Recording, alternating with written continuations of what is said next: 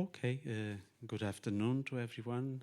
Thank you so much for being here with us. So we'll start this book launch presentation. It's about the time code, brain, and mind and consciousness, which was published some years ago in English and in Italian, I think. And now in 2025, we have a Portuguese version. The author is well-known, leading scientist, Professor Georg Northoff. About the alignment or about the session. So we will have a short presentation about the Portuguese version, and then Professor Northoff can explain you much better than I all the approach behind this book and other stuff that is on the way. Okay, so I will go there and we proceed from this. Okay.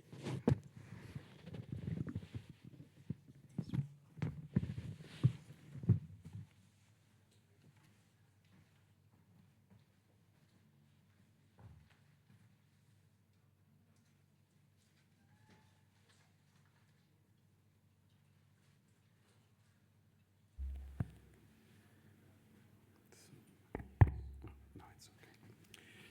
Okay, so first, we are grateful to the Gulbenkian Foundation for the kind accommodation for us.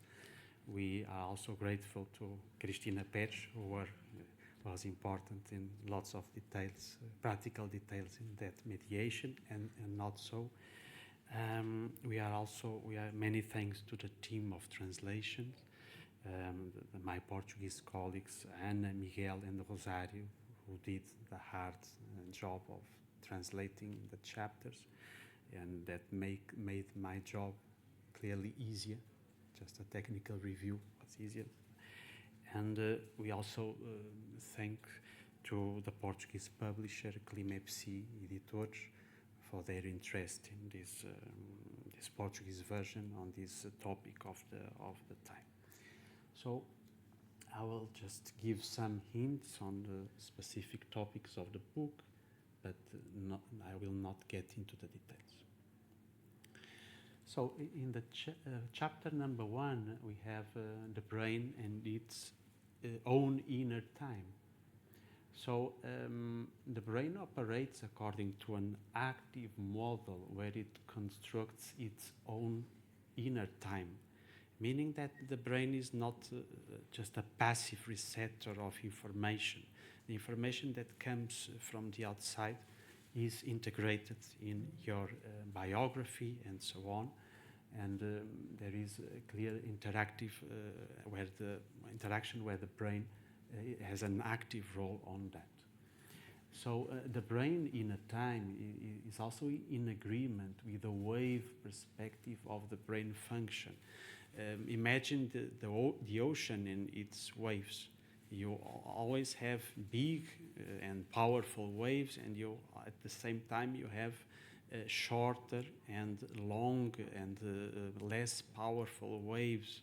Sometimes the sea is flat, other times the sea is really lots of turbulence over there. The brain is always shifting across these different levels, which is a not easy task. So there is always a dynamic construction of the time by the fluctuation of the brain waves. Okay. So we here change a little bit the sentence from Heraclito, the philosopher who said nobody can be twice in the same river in the same way. So we here make a small adjustment. We never find the same brain twice all across our life cycle.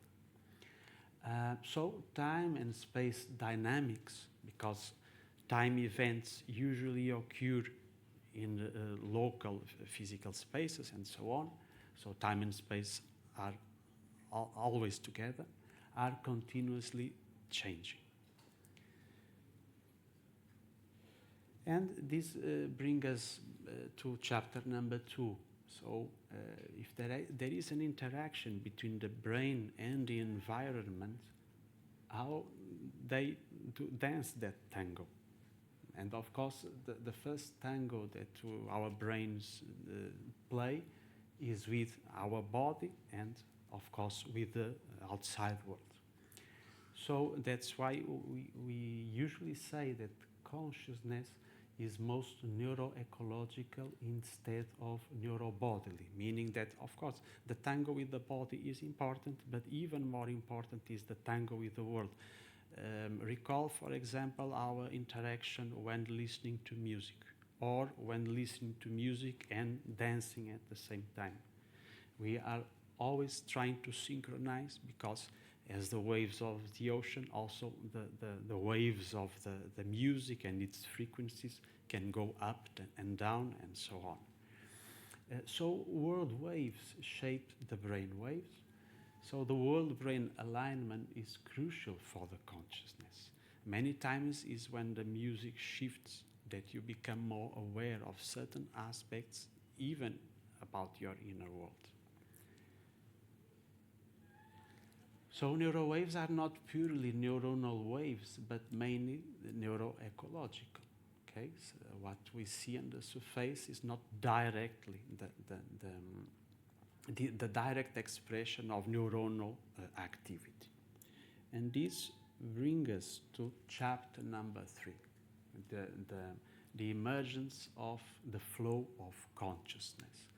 And that's why time and space subjective experience comes on.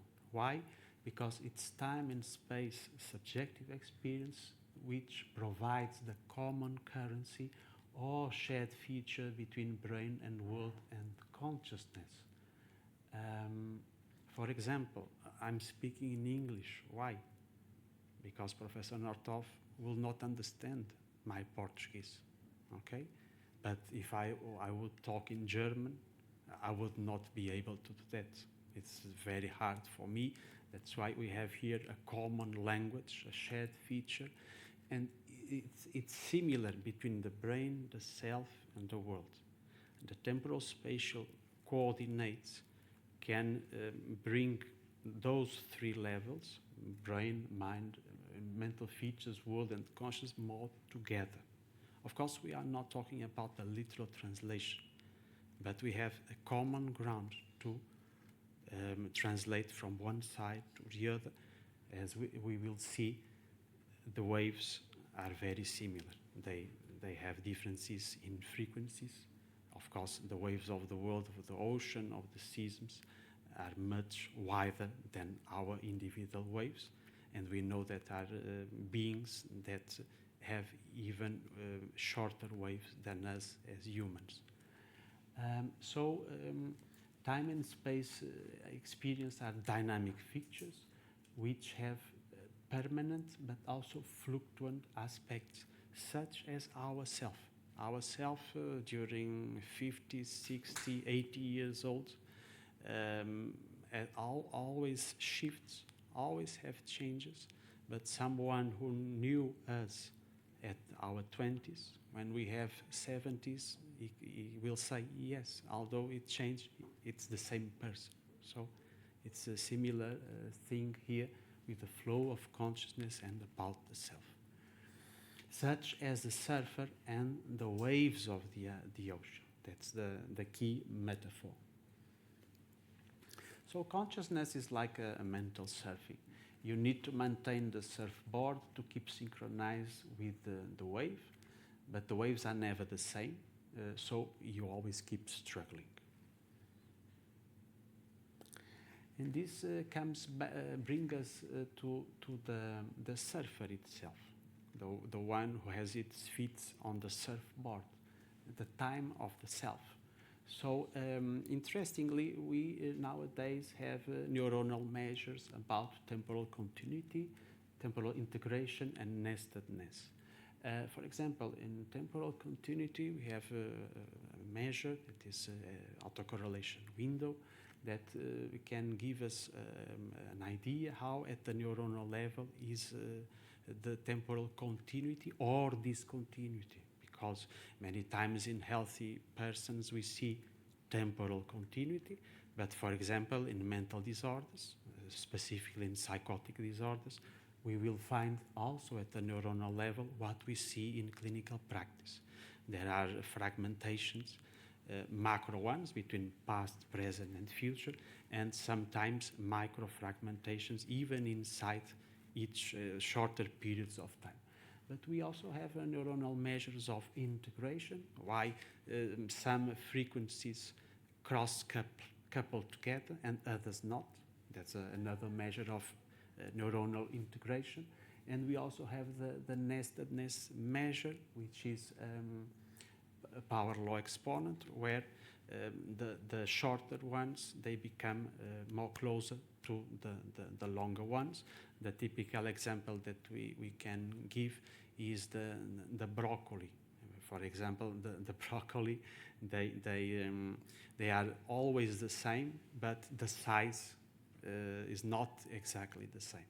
And here in the frequencies, the smaller ones come close to the bigger ones. And so this is a measure of nestedness in the brain. And we see also that measure, the power law exponent, with disturbances, for example, in mental disorders.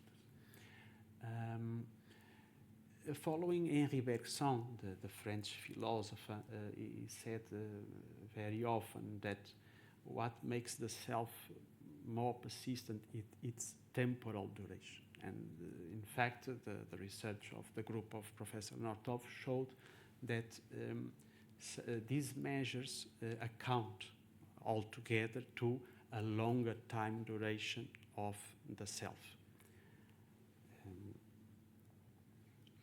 Of course, we may also ask, does the brain has its own speed? And yes, it has its own speed and its own time speed perception.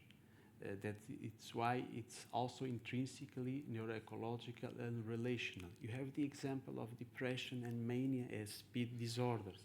For example, in depression, the patient feels inside too slow, and that's why he perceives the outside world as too fast. And in mania is precisely the opposite, because the patient feels too fast, everyone surrounding is too boring, too slow. Okay, so these disorders can bring us good examples of this balance. When your inner time is disturbed, you do a wrong interpretation of the speed around you.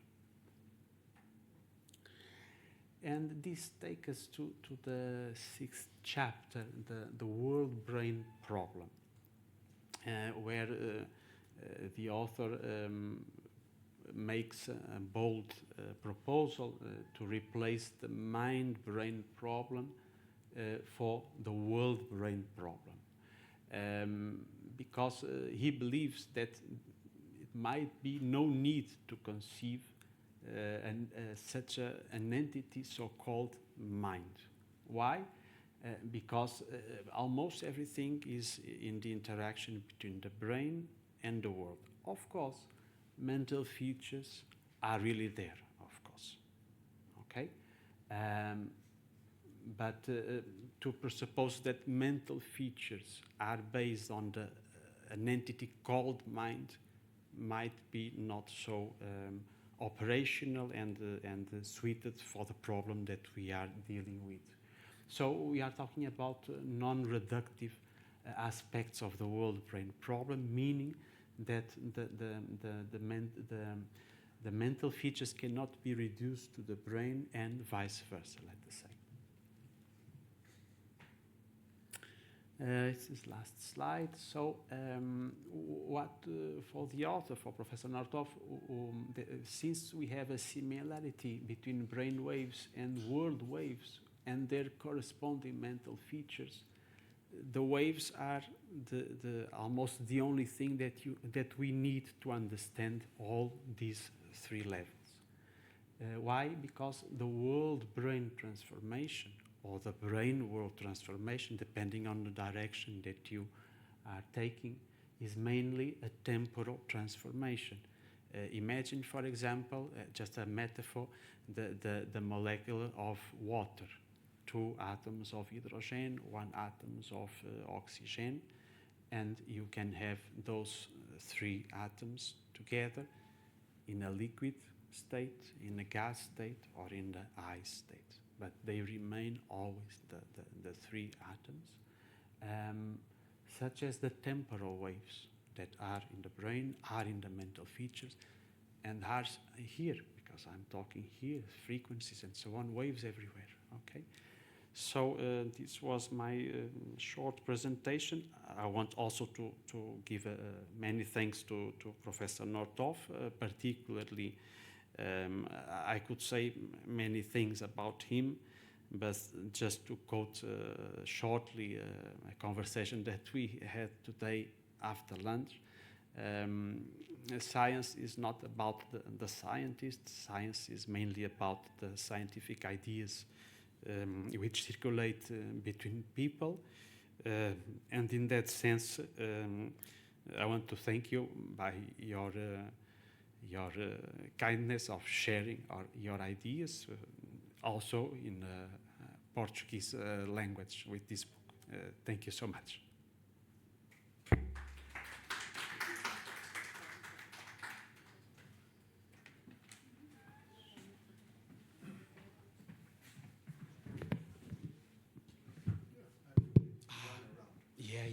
As you know, I like to. I need to help you with the presentation. It's here.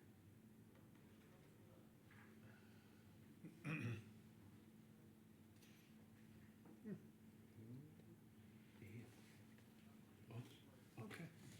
They need to change.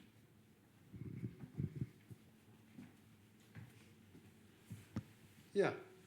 Thank you very much also for coming. Thank you for Filipe, and I have to also make a big thank you to Filipe, who is a colleague and a friend over the years, and we did this together. And also thanks for the publisher and for the translators. There are some more translators there, and also for the Gulbenkian Foundation and all of you who come.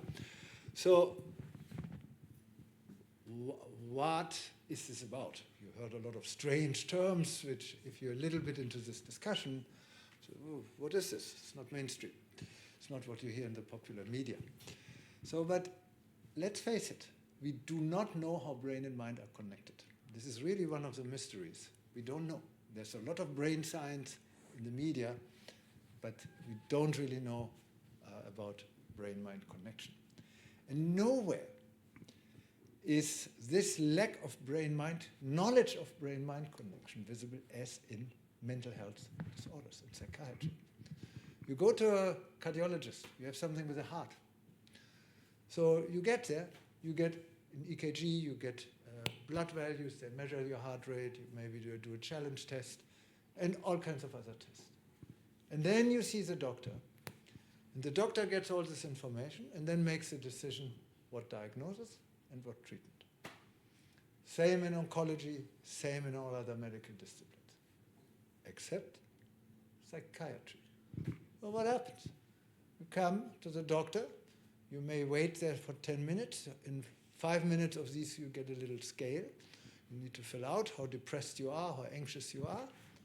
Then you see the doctor for 5 minutes or 10 minutes, get a diagnosis, get some pills, and if you can afford it, privately get some psychotherapy.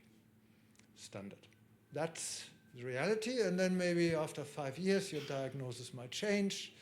Medication you try, okay, if this doesn't work, you try another one. So what are mental disorders? They are brain-mind connection disorders. And if you don't know how brain and mind are connected, you don't know how to properly have marker for these patients.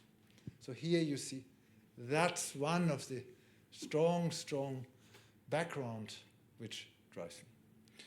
So and then you say, Northoff, how do you connect brain and mind? So first, of course, is through the conscious. Some of you may know this. Conscious, but conscious is just a little window. Our brain is so much broader. Yeah? You have a pre-conscious, you have an unconscious. Tonight you might dream about this strange guy there from Canada, about this brain-mind connection. That's your unconscious. Yeah? So how does that connect? We don't really know. But we have certain ideas. If you say, I want to say maybe what connects this one to this one, and let's say if you put the brain, this is the brain obviously, yeah? Put the brain here, what connects the brain to this one? That's basically what I'm doing since 30 years, and what some of that is here in the book. So, and some of you might be into psychoanalysis, and interestingly, Sigmund Freud, as you know, is the founder of psychoanalysis. He wrote a paper in 1895 where we tried to link his psychodynamics, the unconscious, to the brain. However, according to himself, he failed, so he did not allow the publication of that little writing project for scientific psychology. Why? Because he tried to, at the time, 1895, he tried to link the brain with a hydraulic machine. And he couldn't make from there the link to the psychological, the unconscious. So it's never too late. So now how can we link? So in a way, he wasn't that bad. The brain is a hydraulic machine. That was the mechanistic view at the time.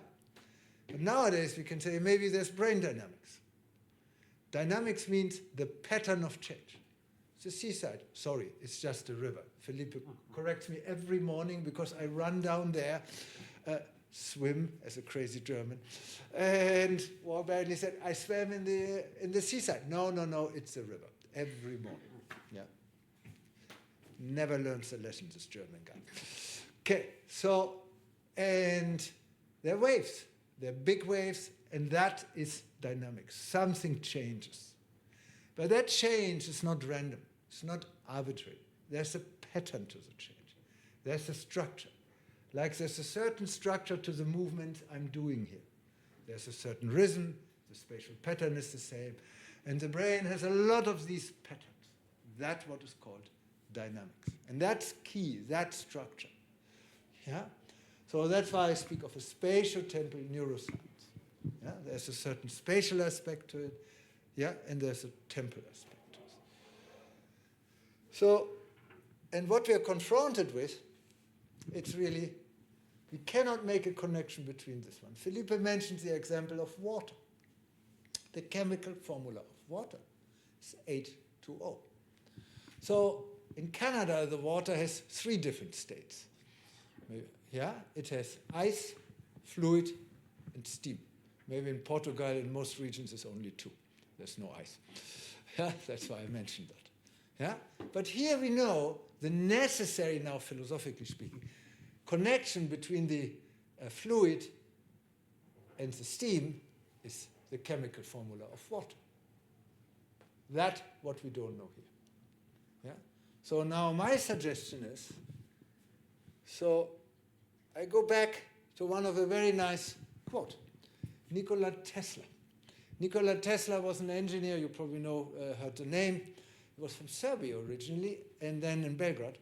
And then he went to New York and had a lot of patents and became quite rich and famous. But read the biography. He has a lot in common with the guy who owns the factory, which names the car after him, meaning Elon Musk. Equally on each extreme. But he had a very nice sentence.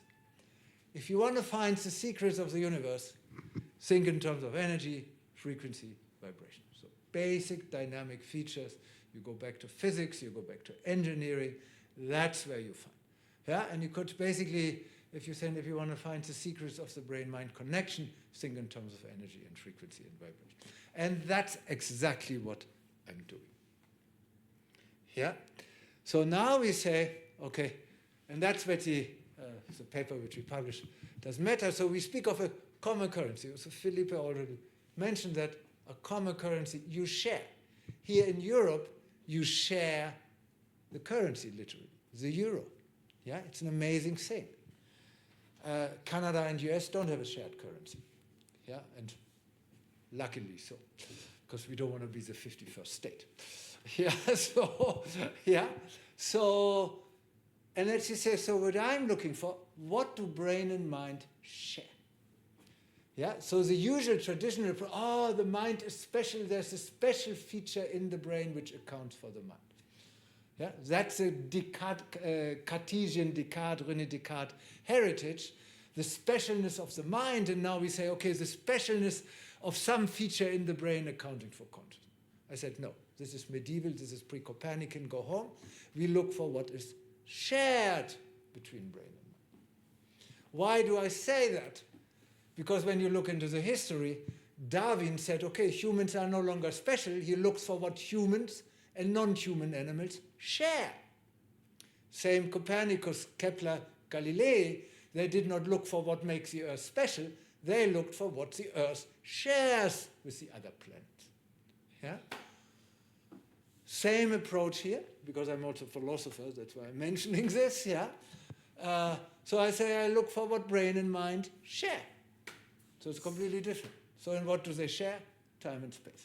And I will explicate that a little bit, give you an example. For instance, you always have an inner feeling of time. You, of course, this lecture by Northoff is completely boring and he doesn't stop you. You need to tell me the time because I'm out of time. So, yeah, so it's boring. Oh God, it feels like 2 hours. What? It was only half an hour. So objective time is different from subjective time. And when I speak of time, inner time consciousness, I mean the subjective time. The lecture is really exciting. It was 2 hours? It felt like 10 minutes. Yeah? So your inner time and also your space. You say, this is very far away, but in objectively it's very close. That's your perception. Your brain fools you. That's the subjectivity of the brain. That's the mental. So that's what I mean. And now the assumption is, look, when you feel that something is really going fast, your brain is also going fast. That's the common currency. That's what's issue. So we literally measure the speed in the brain, and we measure the speed in your mind, in your consciousness. And I will later, after this one, I'll show you a concrete example from psychiatry for depression. So that gives a little bit more flesh to the bone. So here we say, so here you can see this. So the brain, and Filipe already mentioned, it has its own inner time. Yeah, it has its own waves. It's like a seaside. Yeah, and that is shared. Yeah. So if you feel too slow, Northoff would say your brain is also too slow. If I measure your brain is too slow, I would say you probably also experience things as very slow. And we have a lot of support for that. Yeah. So and that's why, for me, I always go to these kind of basic things. You have different waves. Your brain has different waves, fast, slower waves. They're integrated. I don't have here my beloved example here. You see slow waves, faster waves. Go to the seaside. You see small waves. They don't have much power. They're integrated within the larger, slower waves. And you're really afraid of the big, slow waves because they're so powerful. Exactly the same in the brain. So now you can just say, Northoff says the brain is just the seaside and some water. Yeah?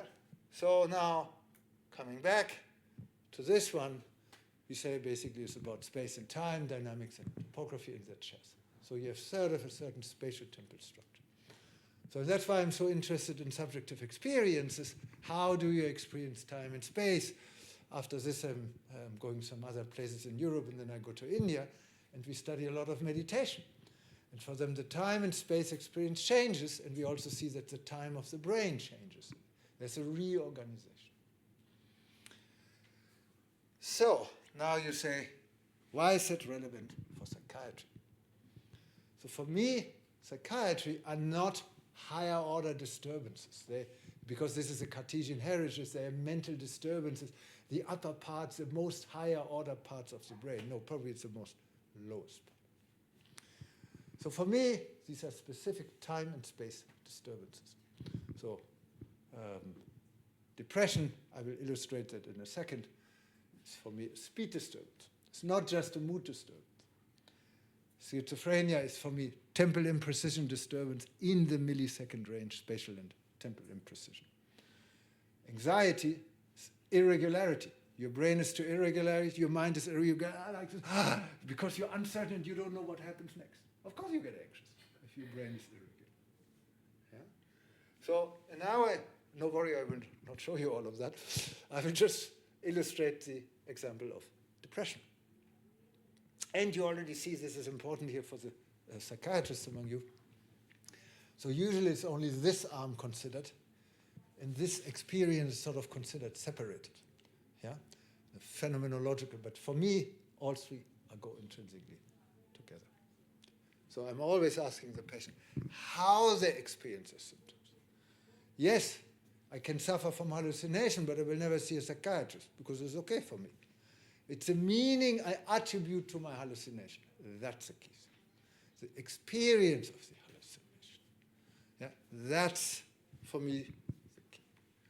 Now, what is depression? It's a very dark state. The self and its reality are dark, isolated, without any hope in future. Constant ruminating thoughts, circling, called rumination. Then you have various, you can't move, psychomotor retardation. Your perception is too slow. Your mood is dark. Your thought is abnormal. What connects all these symptoms? You know, diabetes. You have symptoms here. You have symptoms here. You have symptoms in the eyes. If you weren't knowing that this is all this increased sugar or glucose, you would say these are different disorders. Same here. You would say, okay, it's motor, it's emotional, thoughts, perception, social, no energy, somatic symptoms. What connects all these symptoms? So we're looking for what is called a basic disturbance. Our assumption, and we have a lot of data on that the speed of your brain and mind is too slow. So imagine if I were always speaking like this. If I continue 5 minutes, you can't take it anymore. That's exactly how a depressed patient experiences himself. Yeah? Because the brain and the mind are too slow. Yeah? So, of course, you become depressed, withdraw. No. And that you can measure that. Yeah? So, that's why for us, depression is not just a mood disorder, it's one facet, it's a speed disorder. Yeah? Abnormal slowness. Yeah? And now we use that also for therapy, and I just give you one example here. No worry, I will not show the data here. Scientists is all about data, but we did a little experiment about the thoughts. The thoughts, how do you measure thoughts? So usually you say, okay, I have certain thought contents, but how do you measure that? We do a different strategy. And really, this is a typical, as everybody who deals with depressed patients knows this. So how do you measure thought? So what we measure, the change of thought contents. So are your thought contents more internally oriented? Are they more about your own self? Or are the thought contents more about the external world? And then we measure the change. So we ask the subjects, after let's 10, 20-second periods, what were your thoughts during the last period? Were they more about yourself or more about the external world? So then we can measure how the thought changes. And from that, we can basically reconstruct the frequency of thought change, and then also how much power is associated with that thought change. So this is very engineering. You say, you're a psychiatrist, man, now you behave like an engineer. Yeah, that's, remember the quote by Nikola Tesla, frequency, vibration, change. That's now we're looking at for the mental side. Dynamics. So, and you see here, this is the frequency, this is all frequency ranges. Sometimes the thought change very slow, sometimes they change very fast. That's a normal thought pattern. For me as a scientist, it's particularly perturbing this change of thought because I have an idea and then it's fluctuating away. It's a pain. That's why I always have a little pen and a sheet of paper to capture my thought. And of course, you always think that your thought in the moment is the greatest thought of all time. Yeah. Of course, it's not. But often then the thought fluctuates back. It's amazing. It's a circle. I also observe this in others. You observe this is very, very, very interesting. Yeah? It's a flow of your mind. It's unbelievable. It's like a river. Yeah?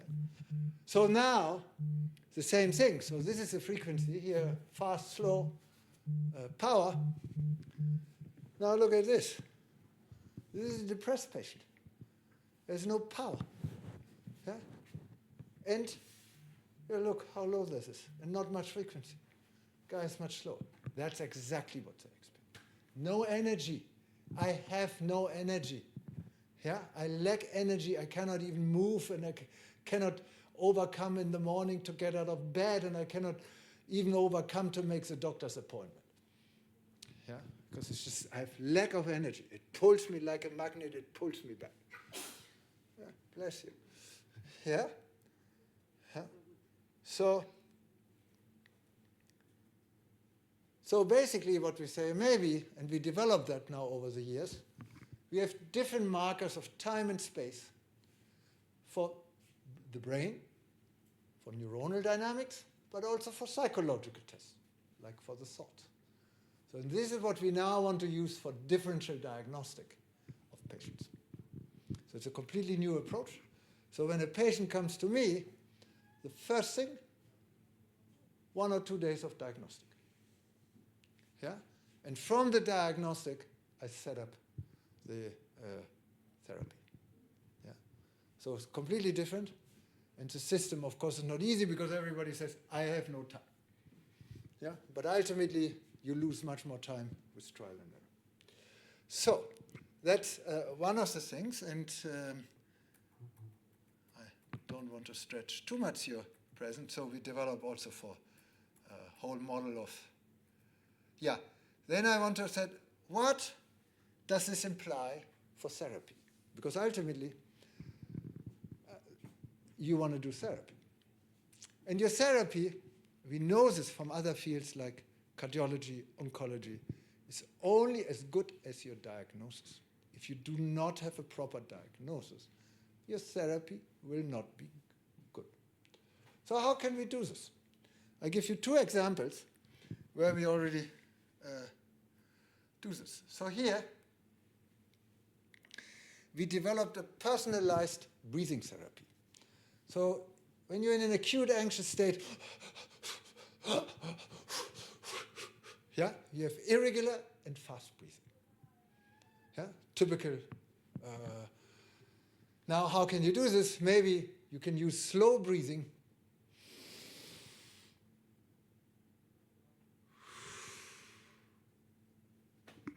To lower your anxiety. Now, when you look into the internet, what is the standard slow breathing rate is 6 breaths per minute. So people get 6 breaths per minute. But we said, no, different subjects are different. We tried out, and we developed a diagnostic test where we tried different breathing frequencies, different breathing rates, how they impact your level of anxiety and thought racing, and also EEG brain. So and that led us to say, okay, and we test all these different breathing rates. It's basically like a cardiac challenge test when you come to the cardiology and you need to run on the treadmill and the load of the treadmill is increased to see the capacity of your heart. Yeah, of course, it's not as simple as I indicated here. Yeah? So that's what you do. And we basically do the same. And what we found, interestingly, only 10% of our 80 patients have 6 breaths, the standard. 90% have another preferred breathing. You see, we are all different also in the breathing and how the breathing helps our anxiety. So and based on that, we developed a therapy where people had to breathe 10 minutes in the morning, 10 minutes in the evening with the breathing up in their preferred personalized breathing rate. And here I show you some of the results. I think I also show you some other results here. After 3 weeks, we see a 30 to 40 reduction in the anxiety and in the thought racing. And the most important, I don't show this here, we also show effects after 10 minutes, 25 to 30% reduction in your anxiety level and thought racing after 10 minutes of breathing. So that is very important. Why? Because you have a direct, immediate tool. So usually people give benzodiazepines. However, benzodiazepines for the acute anxiety make you addictive. You can't take them off, and they may not have an effect after a longer time.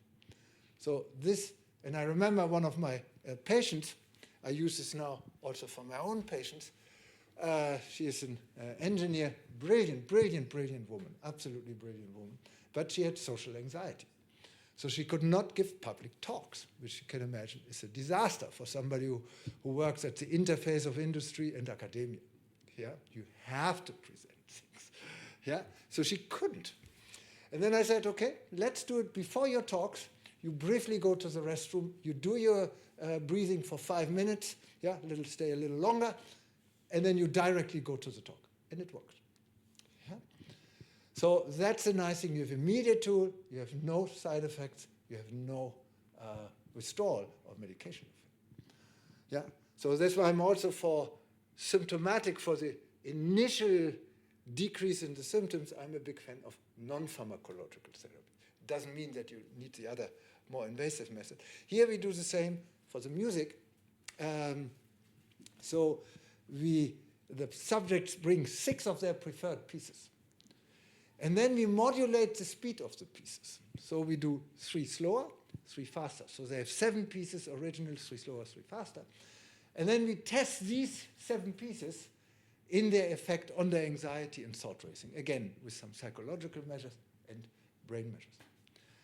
And amazing, even in healthy subjects, they often prefer a speed which is not the original music speed. And remember, this was your preferred piece. Let's say if you're Elton John or whatever, Beatles, and you know the piece in and out, but then in our tests come out, maybe it's a slightly slower speed you prefer. That's the subjectivity of the brain. Remember, I started my talk with the time perception. Yeah, you feel half an hour like 2 hours. Yeah. So, and again, we do the here. Yeah. So that we do this with the music and we do similar things and we have quite good effects with that. And now we try to develop that further, that we do mood-specific music intervention. So if I have the feeling I slip into a sad mood, that, okay, we develop that piece for you, that's the right thing in that speed, so that you don't slip. I had another patient of mine, severe depressed, severe obsessive compulsive disorder. And of course, in the morning, she had the typical morning low, couldn't get up, but she knew she had to get up to walk and do some physical stuff, because if she were remaining sitting, it would become worse. So she listened to techno music. Yeah, it was a 45, 50-year-old woman, yeah, from Iran, highly educated. She listened to techno to make herself going. Yeah. But then she said, when she listened to the techno, yeah, she could walk, but she became very, very angry. All her OCD came out, yeah, full of anger. She said, what can I do? Okay, we developed, we chose different music pieces, and the non-techno piece worked. She could walk, but without becoming angry. Yeah, so you see very individualized solutions here. Yeah, and the other thing which we're developing, that's also part of my visit going to India, is developing yoga in a personalized way for mental disorders. Yeah, that may not replace completely the drugs or person stimulation, where we also develop personalization protocols, but it's a first step.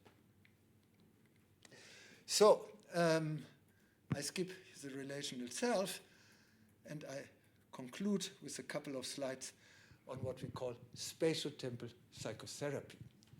So psychotherapy, there's different forms of psychotherapy around, and the question is, which one is better? There have been many studies comparing the different forms of psychotherapy, and basically they show they all have similar effects, and the main affecting factor is the relationship with the therapist. Sorry, Filipe, that I cannot highlight the psychoanalysis here, but that's what it is. So, and what is relationship? When we know this, everything is relationship for these mental patients. Yeah, it's so important. And what is relationship is, for me, synchrony, spatial temporal coordinates. When you deal with a depressed patient, when I deal with a depressed patient, I make myself small and speak with low voice.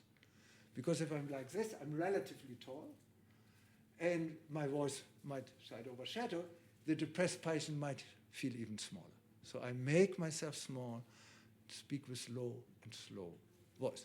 And I do this automatically. It's amazing. I'm sure everybody knows this. Yeah, that you unconsciously synchronize. Yeah, and that some of these factors we want to explicate. Yeah, so and we want to link that. That's very important, because the therapeutic setting is an interaction between two selves. There's the self of the therapist and the self of the client. And each of the selves has her or his own history. And I think it was one of the brilliant insights of Freud to see that even from the therapist, there's a lot of projection and introjection going on. Yeah? That you really sense this. And the good therapist senses the nonverbal, the unconscious. Yeah? And you try to explicate that. Yeah? Remember my iceberg figure? The real relevant stuff goes on beneath, of the iceberg beneath the water. Yeah? And that's where I'm trying to operate. Yeah? And here is a wonderful figure. I know it's a very complex figure, but it's a synchrony. This is between client and patient, between client and therapist. That shapes the self of the patient as well as the self of the therapist, ultimately. So the relations, the synchrony, if you feel synchronized with the music, you feel great. Yeah, because you synchronize. That if you synchronize with the therapist, you go out of the session, oh, today's session was really good. Yeah? You probably don't even know why, but you feel good. Yeah? So it's key. And that synchrony can be really investigated and make fruitful. I spare you some of these details. There's been various investigations of synchrony. Here, for instance, we assume that there are different kinds of self, different layers of self, your inner body self, your outer body self. And both of these selves must be somehow in synchrony with each other between patient and therapist. And there's some studies who investigated some of that. And that therapeutic interaction is clear. For instance, how close you come to the patient. Yeah? And that's very key. And we want to give some real measures and operationalize that. Make it more specific, tailor it to the individual subject. Yeah, that's the idea. So you see here some of the conclusion. It's really, if you want to say secrets, Nikola Tesla, and we really developed that mental disorders are space-time disorders. Space-time has different dimensions, like precision, like speed, like irregularity, like continuity, and we associate different disorders with them. For instance, trauma, post-traumatic stress disorder, is for us a disorder of continuity. Why? Because you have your ongoing stream of consciousness. That's your past, your present, your future is connected. Now a traumatic event happened, and it's like a rock throwing into the river. What happens with the water? It becomes turbulent, and it cannot find its way.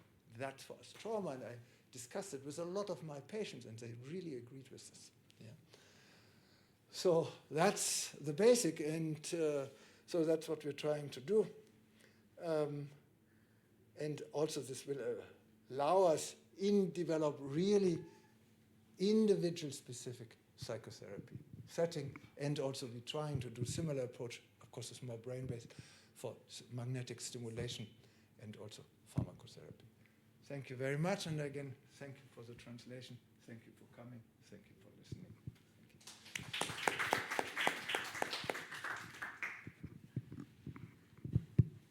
Thank you, Professor Northoff, for this big overview of the project. Now we have time for some questions or comments from the audience, with the author. I Seems that Christina has one. Yeah. Yeah, yeah. You speak double.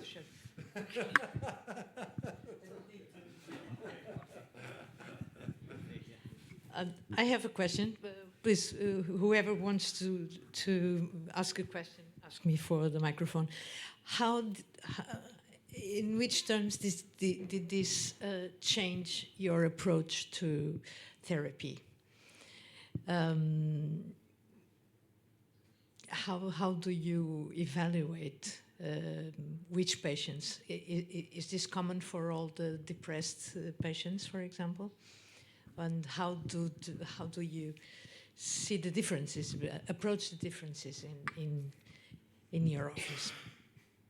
Yeah, that's probably one of the most difficult questions. So because you can have depression with anxiety, depression without anxiety, you can have a depression with psychosis. So for me, the brain is like layers. It's like a quandary. You have different layers. Yeah. Let's say, and if you have imprecision in the deeper layer, it reverberates through all layers. And then maybe in other layers, the temporal imprecision in the millisecond rate may be manifest in abnormal slowness. So then you have a psychosis based on this, what we call face jittering. Yeah, but then that is some upper layers become too slow, and then you have a depression-like symptoms. And another thing, okay, you have this imprecise fluctuation, and then of course on a higher level, on a longer time scale, you become very irregular. So you have high entropy, and that means you have anxiety. And that's exactly what you observe. You have often psychosis combined with anxiety, and that's exactly what we see in our data. Yeah? So it's layer. So it is, for the psychiatrists among you, it's abandon these categories. Okay, it's depression, it's psychosis. It's like different layers. Yeah, and I'm not speaking here of a causal level. Yeah, of symptoms. You have different layers, and they can be combined in differential ways. Yeah, but that's exactly what we have also in internal medicine. When you have diabetes, you have a combination of different symptoms. That's independent. Yeah, sometimes people have here gangrene here, and some other have retina here.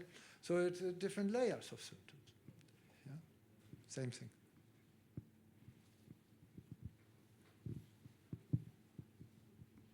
And our tools try to differentiate that. Yeah? We develop tools. We develop a time-space experience scale, which yesterday we discussed here in the hospital. We try to really give you a profile for the clinician, read out which dimensions are important in your individual patients. Is it more the depression, or is it depression plus anxiety? Is it more the trauma? That gives you an idea. Yeah? That gives you a screening in which direction it goes. And then you can ask further.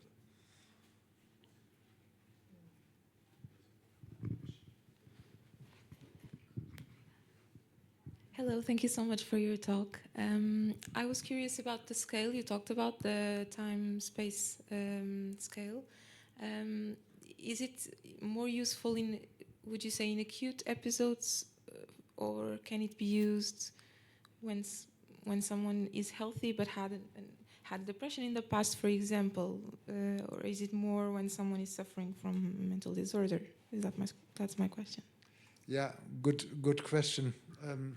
So everything is, of course, work in progress. So, but what I can say, I would definitely also use it sort of in the remitted state or non-acute state.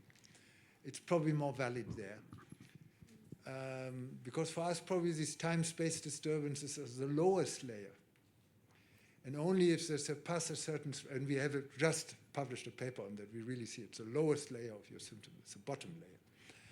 And that may or may not reverberate to the upper layers, and the top layer are the symptoms. Yeah? So, and we're trying now currently to conduct studies that even in the non-acute, non-symptomatic state, you have these time-space disturbances. Yeah? And indeed, we have a paper just in preparation about to be submitted where we show in non-medicated, ultra-high-risk people, they still have this time-space disturbance associated, very specific and with neuronal disturbances. Yeah. Thank you.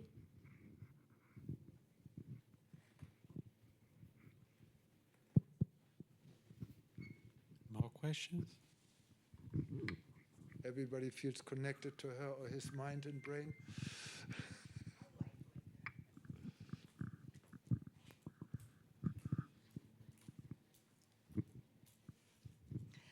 Thank you. I would like to know if a patient of yours, you want to make a kind of therapy or without medication.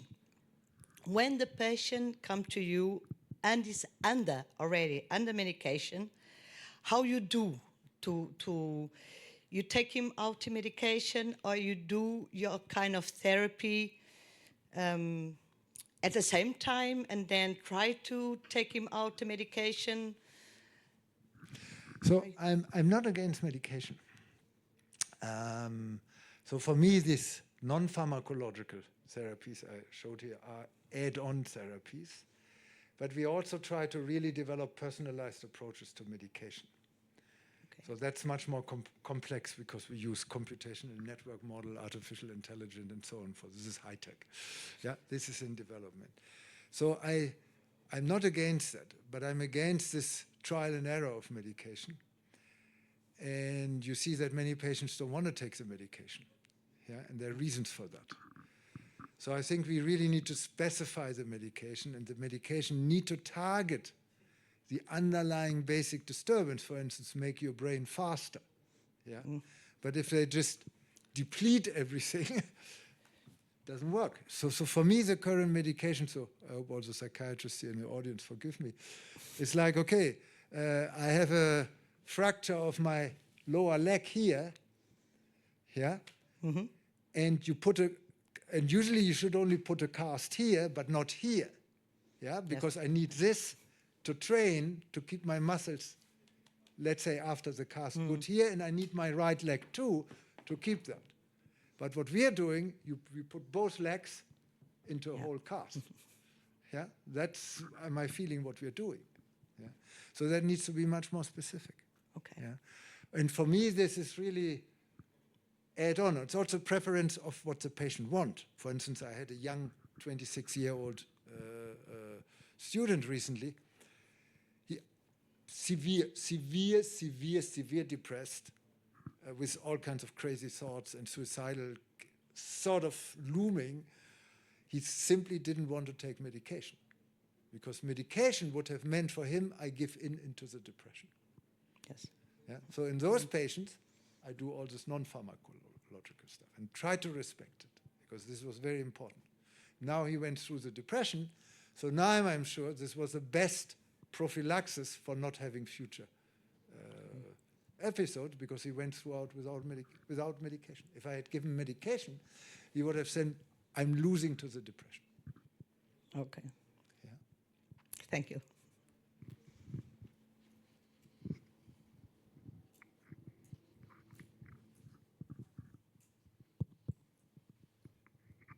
Any more questions or comments which you can share with?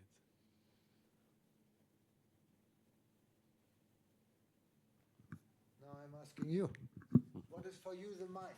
How do you think brain and mind connected? What do you understand when we talk about mind? You have no choice. The mic is close by.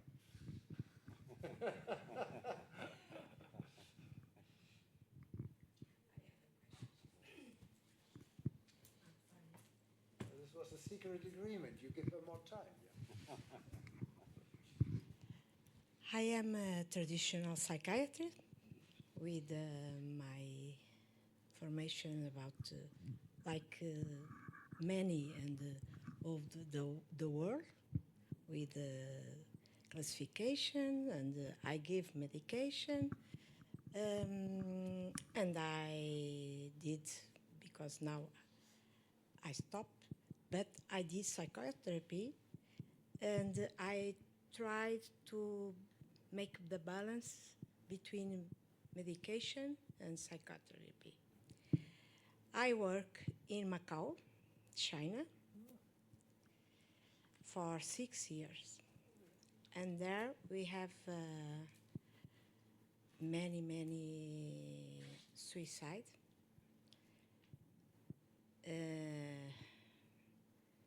mainly young people and with drugs, ketamine and so on.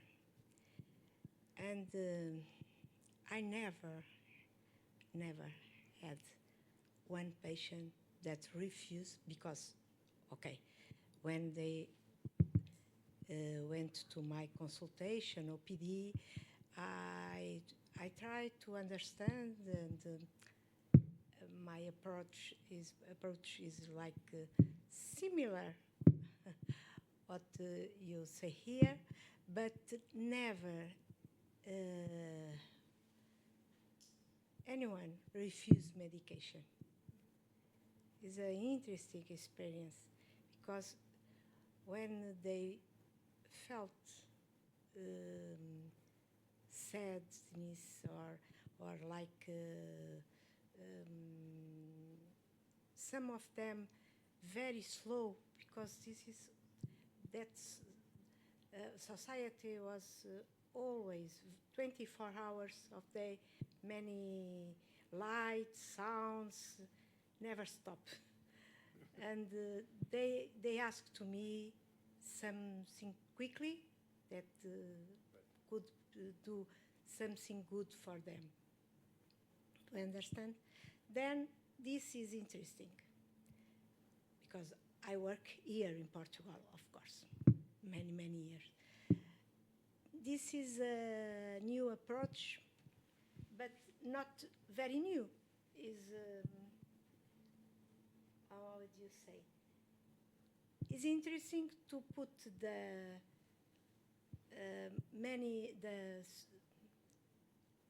more I would say the strength in the dynamic approach. Do you understand what is difficult for me? I mean, so first, it's very interesting, the China example. I know China quite well because I'm usually there twice per year. I have a lot of connection to China, and I've been to Macau. It's actually quite funny. You have a really Mediterranean city in the middle of China, in the middle of Asia. Yeah, it's really funny. There might be a cultural difference. That I think is not to be perception. And is this approach new? Yes and no. No, there is a phenomenological tradition which really relies on subjective experience, and that still exists, but these people are cut off and they don't want the brain stuff. Yeah, because we're the humanities, we're the good guys. Yeah, that's really a strong inclination. It's very intellectual. And for me, subjective experience is just a starting point. And I focus on time and space. And I think the novelty of this approach is that I see the connection between brain and mind, between brain and symptoms, and experience of the symptom, in this temporal spatial dynamic. That's the common currency. That's the new thing. Yeah? And that, at least from my perspective, opens it to real biomarkers without losing the subjectivity. Yeah? Preserving the subjectivity, but really understanding it and trying to treat it in a biological way. Yeah? But not reducing it. Okay. That's, for instance, what for me the cognitive approaches do. And let's face it, the cognitive approaches have not yielded any clinical markers, neither psychologically nor biologically. So this is one, because I saw that over the last 20 years, is one of the main reasons why I developed this. Yeah. And of course now you say, Northoff, you have to show it. I'm working on it. Yeah, in 10 years you can meet me again and maybe I'm depressed because I failed. Okay, that's science. Yeah, I hope not. Yeah. Thank you. I'm not a biologic psychiatrist, only biological. Yeah. See, this is it. So first, I want to develop. Of course, I need to validate psychological tests through the brain stuff in a way, and vice versa. Yeah, but ultimately, I want to give you psychological tests which I know are a proxy for the brain function, so that you don't need brain imaging for every patient. That's what we're trying to develop. Yeah, and it's like, oh God, what is an example? I don't have a good example now from other fields. Yeah, for me, this division is artificial. Yeah, I just discussed a patient with Filipe today, the single case. Psychodynamic is neurodynamic, neurodynamic is psychodynamic. So due to the common currency, I can go back and forth. Yeah. And in some patients, I must more go from the psychodynamic side, and other from the neurodynamic, and that we try to develop these therapies. Yeah. That's the idea. That's a conceptual background assumption of this common currency. Yeah? You can approach the euro from Portugal, or you can approach the euro from Germany. It's the same thing. Yeah? You might have a slightly different perception, but it's the same thing. Is it the same with synchrony and the relation between patient and therapist? Yeah, literally you have more synchrony in the brain. Yeah. So that also means that your synchrony in the brain is not just in the brain, it's between you and me. That's what Filipe said, it's neuroecological or neurosocial. Yeah. That's really, this is remarkable. Our brain is not here. Our brain is between you and me. It's remarkable how your brain, I'm getting fascinated, as you can see, how the brain is adapted. I do this rhythm here for, let's say, 1 minute, and your brain will follow this rhythm. I assure you, 99%. Yeah? And in psychiatric disorders or in depression, they cannot follow the rhythm, because if I do it fast, they cannot follow the fast rhythm. It's amazing. Your brain wants synchrony. They want to adapt, they want to align. Yeah? And then you feel good. When you dance the rhythm of the music, you feel great. Yeah? And in the moment you become aware that you dance the rhythm of the music, you're out of the flow. Huh? Because then you're separate.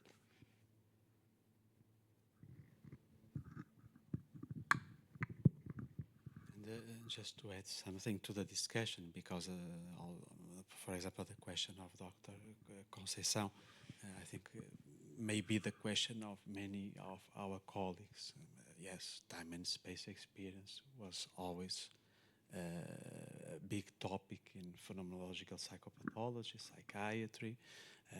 In neuroscience, I don't know how many, not really, but in psychology, yes. Some. Yeah, but important, the perception of time and space. Yeah, it's yeah. Not the inner time, not the experience. It's the outer, the object. outer. Yeah. But for me, the key aspects of the approach is to bring different disciplines together. That's a problem in our field, that even the neuroscientists are on their cage, and so on, and phenomenology and all the stuff. That brings us also to the clinical practice, because in other medical specialities, you have a battery of tests. In psychiatry, you can have it, but they are separated. Even if one day one would like to do a psychological battery, would be separated from the biological one and from the phenomenological one. So, and we have clearly the bringing them together through time and space gives us a better way for being operational. That's the key question for me also in this approach, is that the data is coming out, not only scientifically, but you saw some results of the breathing therapy or other non-pharmacological therapies. I think that's important, and that's why the other approaches, at least until now, have failed. The cognitive, the DSM, the classification, because they only go in one direction. We are a multidisciplinary field. We need to bring them together, but it's not only bring them together. We need to put each field talk with each other. The true interdisciplinarity. The phenomenologic approach I study is my formation, the mainly the first, but here many patients they refuse medication here in Portugal. Yeah. Different culture. Is it? Yeah, it's a culture. Of course, it's a cultural different. background. Yeah. It's very interesting, because here sometimes I try to talk with the patient and to tell them it's better a medication here. Some I respect. No, you don't want? Okay. It's okay for me. But is it interesting, this different culture? And, okay. The meaning, the subjective meaning again, it attaches to the self and it its corresponding temporal-spatial features. Yeah. Yes. Of course. Thank you. The meaning of the medication.